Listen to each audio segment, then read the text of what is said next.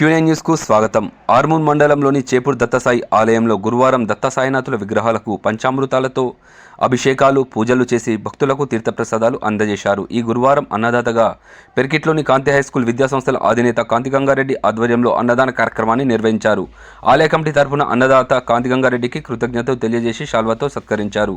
ఆలయ కమిటీ అధ్యక్షులు మోహన్ రెడ్డి మాట్లాడుతూ ఆలయంలో అన్నదానం చేసేవారు 6,000 రూపాయలు ఇస్తే ఆలయ కమిటీ ఆధ్వర్యంలో అన్నదాన కార్యక్రమాన్ని నిర్వహిస్తామన్నారు.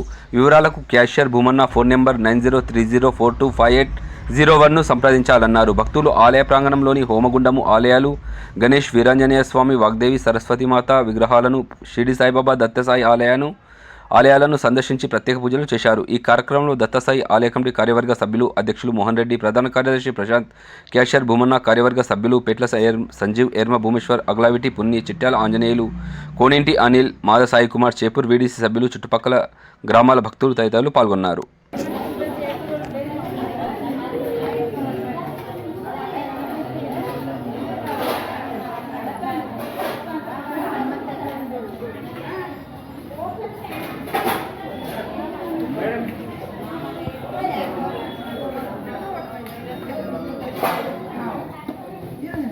ఎప్పటికప్పుడు వార్తలను వీక్షించేందుకు Q9 న్యూస్ ని సబ్స్క్రైబ్ చేసుకోండి, లైక్ చేయండి, షేర్ చేయండి.